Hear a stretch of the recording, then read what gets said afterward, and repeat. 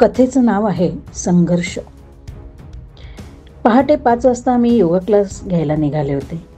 रस्त्यातून थोडं पुढे जाताच निर्मनुष्य रस्त्यावर अचानक कुणाची हाक ऐकू आली आणि मी लगेच गाडी हळू करत आवाजाच्या दिशेने बघू लागले तर एक मध्यमवयीन स्त्री माझ्याकडेच धावत येऊ लागली.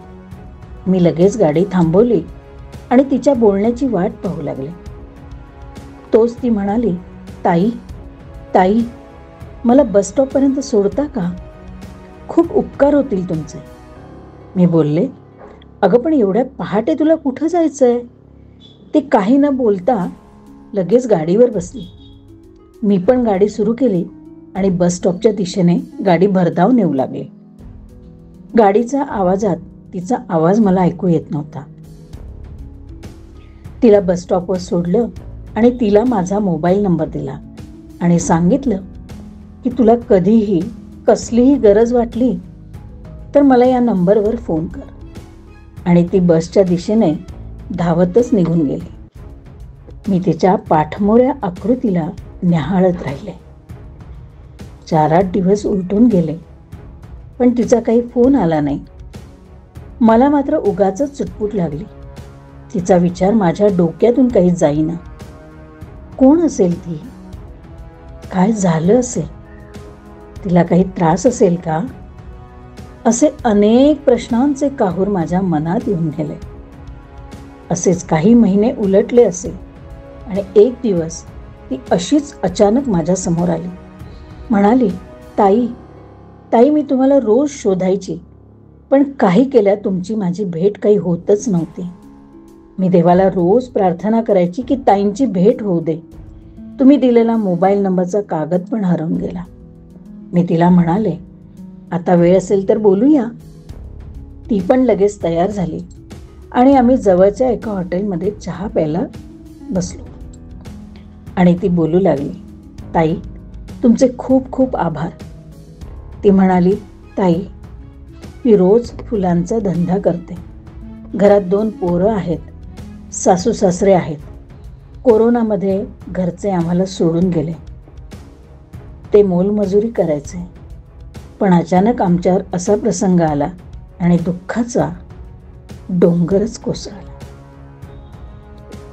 मी पण काम करायची पण कोरोनामध्ये माझं काम पण सुटलं. घरातली सगळी जबाबदारी माझ्यावर येऊन पडली.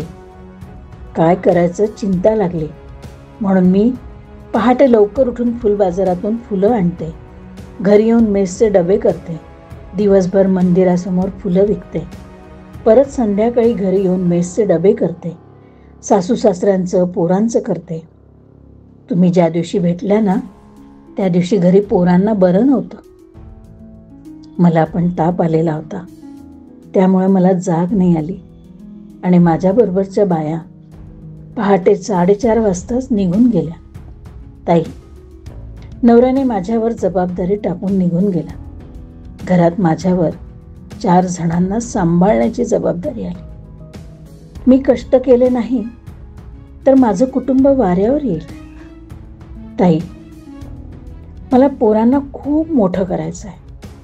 त्यांना चांगलं शिक्षण द्यायचं आहे. सासू सासऱ्यांना सांभाळायचं आहे. त्यांची सेवा करायची आहे. ताई मला कितीही त्रास झाला तरी चालेल पण मी खूप कष्ट करेन. माझ्या कुटुंबाला सुखात ठेवेन. मी तिच्याकडे बघतच राहिले. तिच्या डोळ्यातून अश्रू गालावरून ओघळत होते. माझ्या देखील डोळ्यांच्या कडा पाणावल्या. तिला घेऊन घरी आले. तिला साडी चोळी दिली. मुलांसाठी खाऊ दिला. थोडेफार पैसे हातात बळजबरी दिले आणि सांगितलं, आता तर तुला घर माहीत आहे.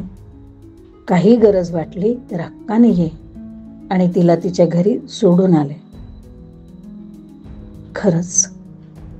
खरंच किती हा संघर्ष. पण ती त्या संघर्षातही किती हसतमुख दिसत होती.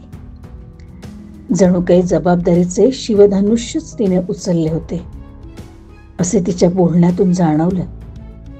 आजकाल मुलं देखील आईवडिलांची जबाबदारी घेत नाही तर तिने तर सासू सासऱ्यांची जबाबदारी घेतली. खरंच तिच्या संघर्षाला, कर्तृत्वाला मनातून सलाम केला आणि माझ्या डोळ्यातल्या अश्रूंना वाट मोकळी करून दिली. लेखक सुनीता साकळीकर. निवेदन सुनीता साकळीकर. धन्यवाद.